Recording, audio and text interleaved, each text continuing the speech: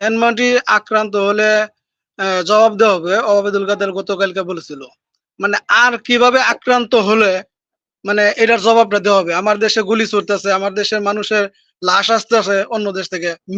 এদেরকে এতটা দুর্বল করে ফেলা হয়েছে এই পিলখানার বিদ্রোহের মধ্য দিয়ে, যে যাদের সাহস নেই, ক্ষমতা নেই, বুকে দৃঢ়বল নেই, যে একটা পটকা পর্যন্ত ফোটাতে পারে। আগামীকালকে তো ঈদুল আজহা, এই ঈদুল আজহা উপলক্ষেও তো একটা পটকা ফোটাতে পারতো ওখানে, কিন্তু সেটাও তো করেনি এখন পর্যন্ত।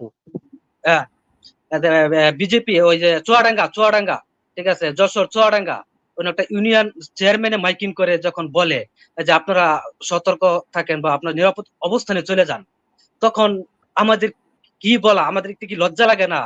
দেখে আপনাদের কি লজ্জাবোধ মনে করেন? আমরা স্বাধীন দেশের নাগরিক, এরকম ভাবে যখন বলা হয় যে তখন তো আমরা খুব লজ্জাবোধ করি, তখন তো আমরা আতঙ্কিত হয়ে যাই আমাদের দেশে হতে যাচ্ছেটা কি। এটা নিয়ে আপনারা যে বলেন যে আমরা বিএনপি গুজব ছড়াই বা হচ্ছে, এগুলো কি সত্য না মিথ্যা, এগুলো একটু বলবেন। ধন্যবাদ আবার সবাইকে ঈদ মোবারক। আসসালামু আলাইকুম ওয়া রাহমাতুল্লাহি ওয়া বারাকাতুহু। ধন্যবাদ। আব্দুল হাকিম। এই যে সেন্ট মার্টিন, আমাদের সরকার, এই প্রশ্নটাও হয়ে গেছে, তারপরেও বলি, আমাদের সরকার বারবার বলছে সেন্ট মার্টিন যদি দিয়ে দিই তাহলে ক্ষমতায় থাকতে পারবো।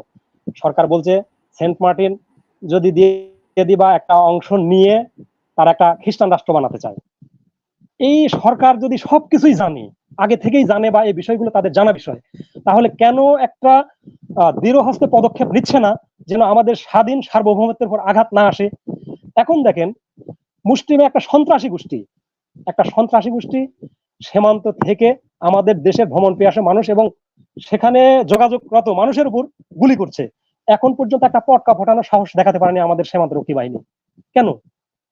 এদেরকে এতটা দুর্বল করে ফেলা হয়েছে এই পিলখানার বিদ্রোহের মধ্য দিয়ে, যে যাদের সাহস নেই, ক্ষমতা নেই, বুকে দৃঢ়বল নেই, যে একটা পটকা পর্যন্ত ফোটাতে পারে। আগামীকালকে তো ঈদুল আজহা, এই ঈদুল আজহা উপলক্ষেও তো একটা পটকা ফোটাতে পারতো ওখানে, কিন্তু সেটাও তো করেনি এখন পর্যন্ত। কেন এতটা দুর্বলতা? কেন? কিসের ভয়ে? কার ভয়ে? আর বলা হচ্ছে যে মূল বাজেটের 36% এই সামরিক খাতে সরকার বরাদ্দ দিয়েছে। তাহলে 36% যদি বরাদ্দ দিয়ে থাকে, তাহলে সাথে একটু যিনি সরকার দলীয় দুই ভাই আছেন এনারা একটু বর্ণনাও করবেন এই 36% দিয়ে আপনারা কি কি করেছেন। এই বাজেটের কথা বলছি না, আমি গত বাজেটের কথা বলছি। 36% বরাদ্দ দিয়েছেন, সেই বাজেটে কি কি আপনারা কি করেন নাই? এখন দেখেন, পার্বত্য এলাকায় একটা বিদ্রোহী গোষ্ঠীর জন্ম হয়েছে, একটা অ্যাটাক হেলিকপ্টারের অভাবে তাদেরকে সেখান থেকে উৎখাত করা যাচ্ছে না। একটা অ্যাটাক হেলিকপ্টার একটা দেশের সামরিক বাহিনীর, এটা কি করে মানা যায়? আবার তারা সামরিক বাহিনী নিয়ে এবং সীমান্তরক্ষী বাহিনী নিয়ে বড় বড় কথা বলে, এটা কি করে সম্ভব যে একটা দেশের একটা সামরিক বাহিনীর, একটা সশস্ত্র বাহিনীর একটা অ্যাটাক হেলিকপ্টার থাকবে না, এবং একটা অ্যাটাক হেলিকপ্টারের অভাবে তারা সেখানে গিয়ে সন্ত্রাসীকে দমন করতে পারবে না? তাহলে এই সন্ত্রাসীরা এটা জেনে বুঝেই এদেশের এই একটা অংশকে স্বাধীনতার ঘোষণা দিচ্ছে, এবং তারা একটা পতাকা তৈরি করছে, এবং তারা একটা সঙ্গীত রচনা করছে। এটা কি করে সম্ভব? তারা তো এদেশেরই একটা প্রতিষ্ঠিত বিশ্ববিদ্যালয় থেকে, নাম করা একটা বিশ্ববিদ্যালয়, প্রাচ্যের অক্সফোর্ড খ্যাত বিশ্ববিদ্যালয় থেকে তাদের নেতা পড়াশোনা করে গিয়ে এবং জেনে বুঝে সেখানে গিয়ে এটা করছে, এবং তাকে কেন সমূলে বিনাশ করা হচ্ছে না?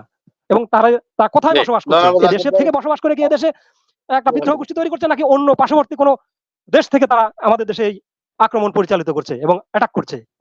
যদি করে থাকে, সরকার সবকিছু যদি জেনে থাকে, আগে থেকে জেনে থাকে, তাহলে এনাদেরকে কেন বিনাশ করছে না? ধন্যবাদ মনির ভাই আমাকে সময় দেওয়ার জন্য। আসসালাম। ধন্যবাদ। জি, মাসুদ শেখ আনমিউট করে প্রশ্ন করেন। মাসুদ শেখ, তারপর আসছে আলোচনায়। মাসুদ। জি জি, এনামুল হক মনির ভাই, ধন্যবাদ আমাকে সুযোগ করে দেওয়ার জন্য। আমার মাহবুব স্যারের কাছে একটা প্রশ্ন, যে সেন্ট মার্টিন আক্রান্ত হলে জবাব দেওয়া হবে, ওবায়দুল কাদের গতকালকে বলেছিল। মানে আর কিভাবে আক্রান্ত হলে মানে এটার জবাবটা দেওয়া হবে। আমার দেশে গুলি চলতেছে, আমার দেশের মানুষের লাশ আসতেছে অন্য দেশ থেকে।